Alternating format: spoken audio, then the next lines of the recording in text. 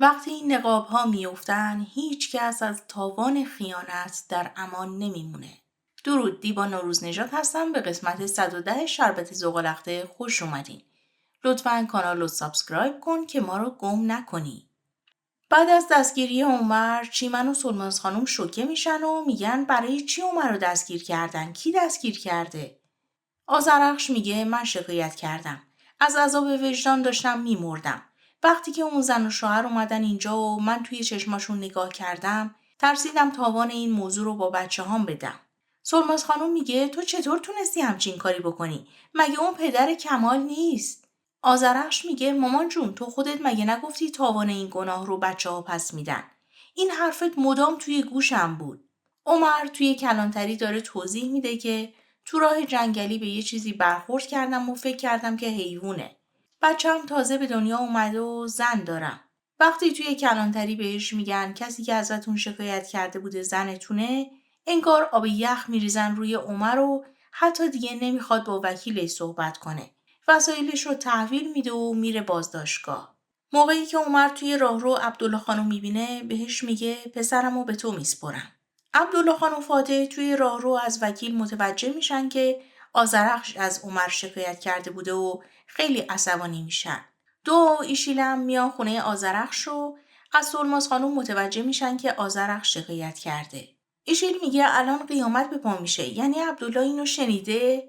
آذرخش عصبانی میشه و میگه عبدالله کیه؟ فکر کردی که من از اون میترسم؟ نتونستم مرگ یه دختر جوون رو لاپوشونی کنم. سلماز خانم میگه شاید عمر به اون دختر برخورد نکرده و آذرخش بی خودی رفته شکایت کرده. آذرخش میگه مامان تو دشمن منی؟ عمر خودش به من گفت که با یه چیزی برخورد کردم. عبدالله خان به ایشیل زنگ میزنه میگه عمر بازداشت شد و ما هم میایم اونجا. ایشیل میگه به نظرم آذرخش تو همه چی رو برای ما تعریف کن و اگر نخواستی اونا رو ببینی برو توی اتاقت. نورسما و خانوادش هم از طریق فاتح خبردار میشن. فراز میگه مگه آخه آدم از دست شوهرش شکایت میکنه؟ آسوده میگه من از کسی که این کارو کرده نه عصبانی میشم نه قضاوتش میکنم. اصیل میخواد برای عمر دست به کار بشه که آسوده بهش میگه لازم نکرده تو کاری بکنی.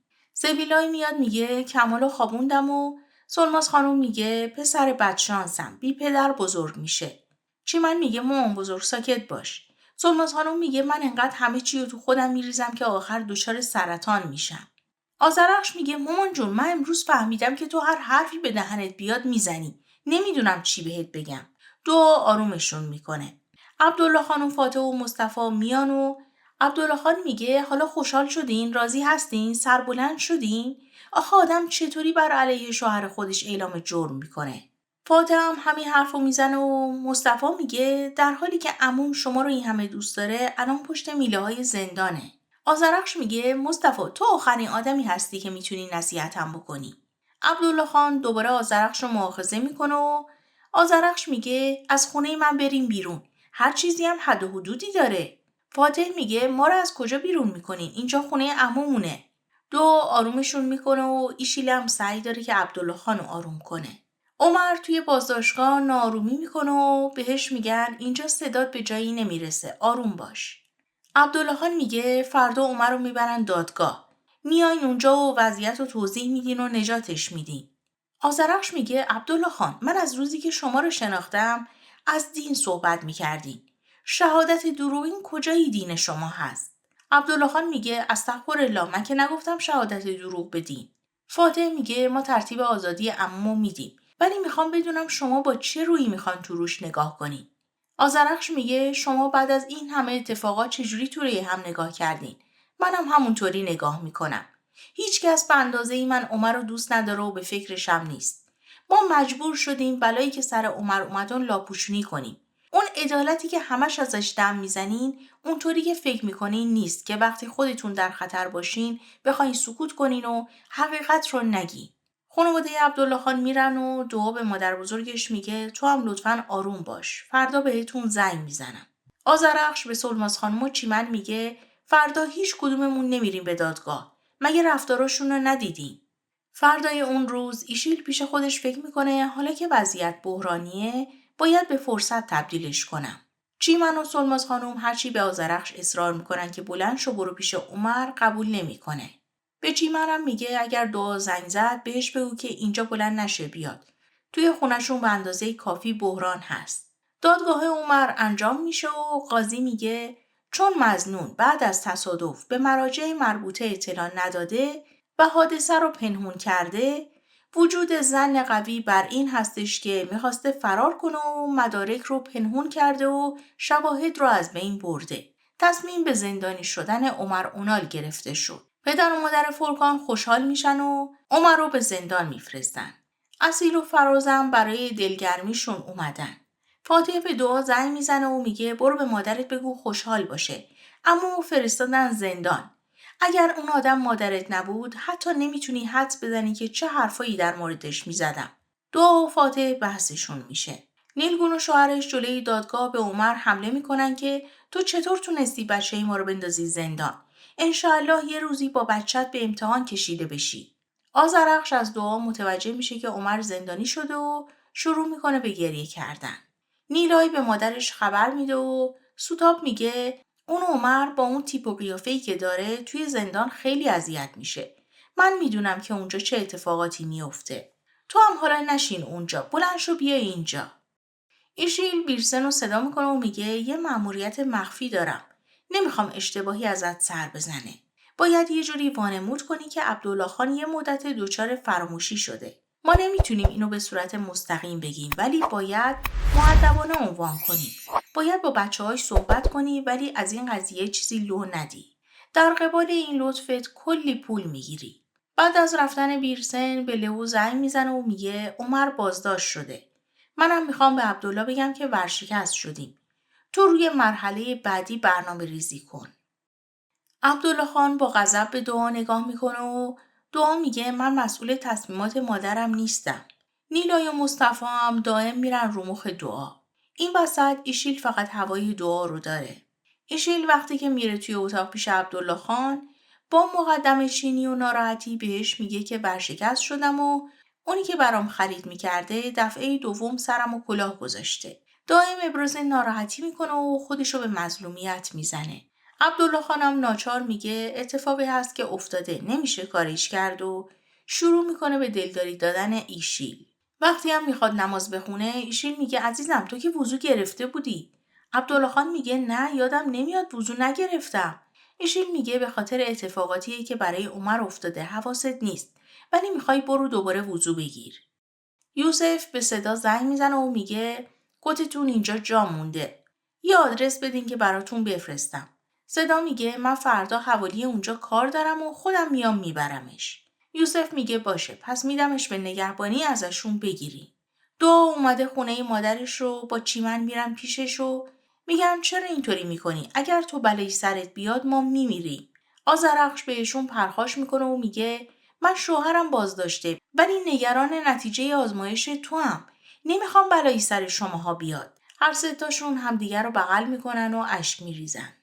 نورسما اومده خونه پدرش رو باز از آذرخش عصبانی و میگه ازش این انتظار رو نداشتم. ایشیل میگه شایدم عمر تصادف کرده باشه. به هر حال خودش به آذرخش گفته که به یه چیزی برخورد کردم. آذرخش که الکی تهمت نمیزنه. بیرسن میاد و عبدالله خان میگه برای منم قهوه بیار. ایشیل با چشم ابرو بهش میفهمونه که الان وقتشه. بیرسن میگه قربان سوء تفاهم نشه. چجوری میخوایم بخورین؟ آخه امروز یه دونه خوردین و میگم تپش قلب نگیرین. عبدالله خان میگه نه من که امروز قهوه نخوردم. ایشیل میگه عزیزم قبل از اومدن نورسما یه دونه قهوه خوردی. قرار نیست که بهت دروغ بگیم. نمیخواد بیرسن. امروز ذهنش درگیره. وضو هم گرفته بود و فراموش کرده بود. نورسما نگران میشه و عبدالله خان میگه چیزی نیست. حتما حواسم سر جاش نبوده. ایشیل میگه من فردا میخوام بیام آسوده خانمو ببینم و نورسما میگه برای چی میخوای بیای؟ عبدالله خان میگه معلومه که بیاد چه مشکلی داره؟ دخترم تو چرا اینطوری رفتار میکنی؟ ما یه خانواده هستیم باید با هم متحد باشیم. چیمن و دعا میان پیش مادر بزرگشون و بهش میگن حال مادرمون زیاد خوب نیست. این روزا زیاد چیزی بهش نگو. ولی باز وقتی آذرخش میاد سلماز خانوم میگه خبری از عمر هست؟ چیمن چپ چپ نگاهش میکنه و سلماز خانوم میگه پس باید از کی بپرسم؟ از عبدالله خان بپرسم؟ آذرخش به خودت بیا. فردا برو با شوهرت حرف بزن. نیلگون و شوهرش میان خونه آذرخش و از اینکه عمر همه چیزو پنهون کرده بوده شاکی هستن و نیلگون میگه شما چطور آدمایی هستی؟ من تا حالا همچین آدمایی توی زندگیم ندیدم. هاکان میگه شما تقاص این بدیتون رو پس میدی. آذرخش میگه اگر امروز پسرتون پیشتون برگشته به لطف منه. به خاطر اینکه عدالت متجلی بشه من شوهرمو لو دادم. فکر میکنین برام کار ساده ای بوده؟ درسته در برابر شما شرمنده ایم ولی به خاطر کاری که کردم خوشحالم. الانم بریم پسرتون رو محکم بغل کنین و به این فکر کنین که به لطف کی این تجربه رو میکنین. عمر وارد بازداشتگاه میشه و یکم زندانیا باهاش شوخی میکنن و میخندن. یکی از زندانیا به اسم حکمت که سنش بالاتر از همه است میاد به عمر میگه اولین روز سخته ولی کم کم عادت میکنی. دمت به نورسما زنگ میزنه و میگه بیا با هم امروز یه قهوه بخوریم و کمک ها رو به خونه نیازمندا برسونیم. نورسما میگه باشه من تا 1 ساعت دیگه میام محله فاتح. صدا میاد توی راهرو با یوسف برخورد میکنه و میگه وای یادم رفت که کتمو از پایین بگیرم ولی اینا رو آوردم برای آقا فاتح. من تو کار مد هستم یه اسپانسر دارم در مورد قیافه آقا فاتح باشون صحبت کردم. فکر کنم که اینا مناسبشون باشه. همون موقع فاتح از در میاد بیرون و صدا ازش میخواد که 2 دقیقه وقتش رو بگیره. اشانتیونا رو به فاتح نشون میده و میگه من با بهترین مجلات ترکیه همکاری دارم. اگر اجازه بدین میخوام استایلیستتون بشم. برای مجله جدیدمون عکس بگیریم. باور دارم که تاجر موفقی مثل شما باید توی همچین پروژه‌ای باشه. هدیه ها رو نشون فاتح میده و عکسای تاجرای موفق که روی جلد مجله رفتن رو هم همینطور. آبدین پشت در فالگوش وای میسته و همه چی رو میشنوه. فاتح میگه یکم فکر کنم و با همسرم صحبت کنم. بعد یادش میفته که دعا بهش گفته بود تو فقط توی شرکت بابات از یه جایگاه به جایگاه دیگه ای رفتی. میگه نیازی به فکر کردن نیست. قبول میکنم. قرار میشه که فردا کار عکاسیشون رو انجام بدن و صدا رو بدرقه میکنه. آبدینم میبینتشون و میره به اصیل میگه فاتح پول داده که عکسش روی جلد مجله بره. اصیل حسادتش میشه و میگه ما باید دست به کار بشیم. این الان انقدر پوز میده که دیگه نمیشه تحملش کرد. باید بریم پول بدیم و جایزه بهترین تاجر موفق رو بگیریم. تو خونه مادر نیلای گروه فیلمبرداری یکی از نیروهاشون نمیاد و میان به نیلای میگن شما بیا این نقش رو بازی کنی. نورسما از دمت تشکر میکنه که باعث شده به مردم کمک کنه و حس و حال بهتری پیدا کرده. راجع به ازدواجش و شوهرش و عشقش صحبت میکنه و دمت ناراحت میشه و میگه اونم به من همین حرفا رو میزد. نورسما میگه آدما جایزالخطا هستن. تو هم یه اشتباهی کردی ولی فکر میکنی که مردی که به زنش خیانت کرده میشه بهش اعتماد کرد؟ من دارم میرم تراپی و حالم خیلی بهتر شده. تازه قراره که بچه دار بشیم. بعدم دمت رو برای فردا شب به خونشون دعوت میکنه. نیلای نقش زنی رو بازی میکنه که شوهرش مرده و داره گریه میکنه. دعا داره با چیمن صحبت میکنه و وقتی که فاتح میاد و میفهمه یکم با هم کلکلشون میشه سر این قضیه و بعدم جریان عکاسی و مجله رو عنوان میکنه. اگر تا اینجا ویدیو رو دوست داشتی لایک و بزن که ادامه بدیم. دعا میگه تو برای پوز دادنت رفتی پول دادی که همچین کاری بکنی؟ فاتح بهش میگه تو از بیزینس و موضوعات موفق و تجاری دنیا سر در نمیاری. دعا جدیش نمیگیره و بهش میخنده. نیلای میاد جریان بازیگریش رو برای مصطفی میگه و مصطفی اول میگه این چه کاری بوده؟ تو شوهر داری.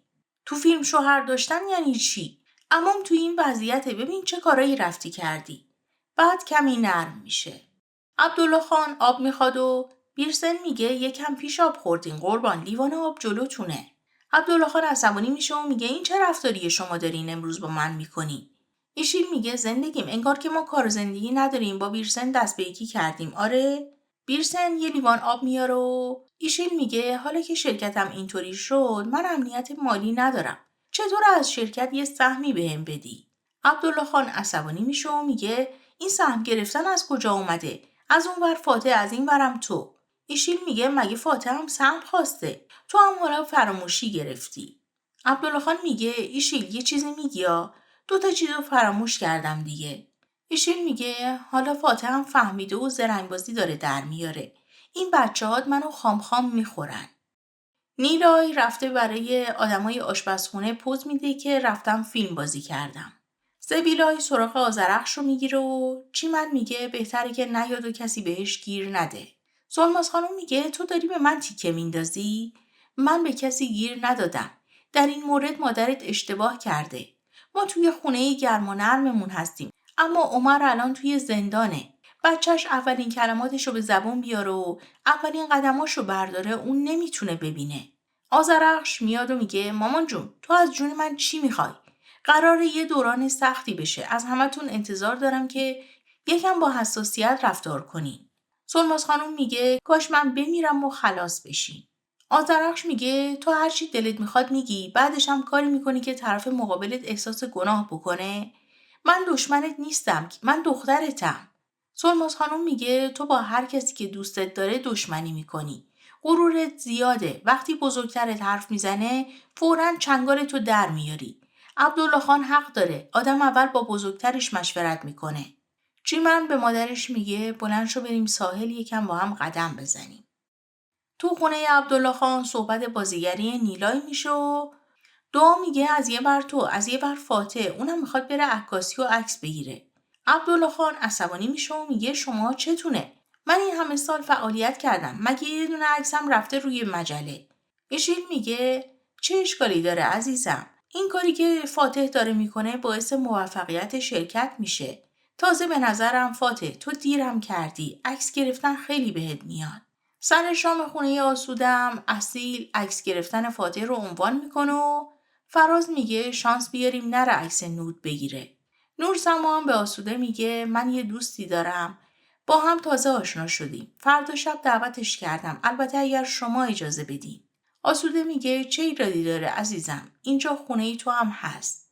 نور سما میگه ایشیل هم فردا داره میاد اینجا. میخواد پیش بابام خودشیرینی کنه. اصیل یکم فکرش درگیر میشه.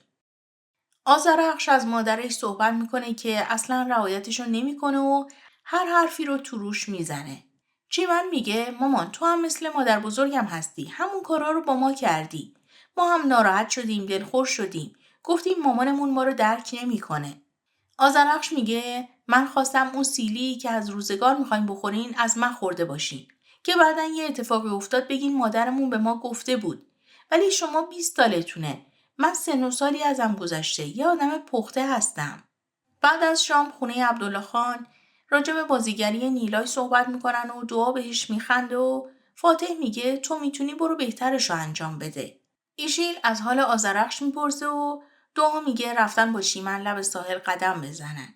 فاتح میگه آره دیگه عموم توی زندانه اونا میرن قدم میزنن. یوسف برای این میاد که راجع به کار ایشیل با عبدالله خان صحبت کنن. ایشیل نگران میشه که نکنه این یوسف جاسوسشون بوده. نیلای و مصطفی با بیرسن و ذوالفقار میشینن فیلم رو میبینن. آسوده زنگ میزنه به آذرخش که دوستیم رو قبول کن و بدون که من کنارت هستم. آذرخش میگه حمایت کسی که قضاوتم نمیکنه برام خیلی مهمه. بعد از اینکه قطع میکنه سلماز خانم میگه چون که رقیب اونال هاست به خاطر اینکه یکی از رقباش کنار رفته به نفعش شده و خوشحاله. دعا نشسته پیش آبجی حیات پیش بچه ها و نیلای میره پیششون و فاتح هم میره بهشون سر میزنه و به دعا میگه فردا بیا کنارم باش برای عکاسی. راستی طراح لباسم هم دوست نیلایه. دعا این موضوع رو مسخره میکنه و به نیلای میگه تعجب کردم که تو همچین دوستی داری.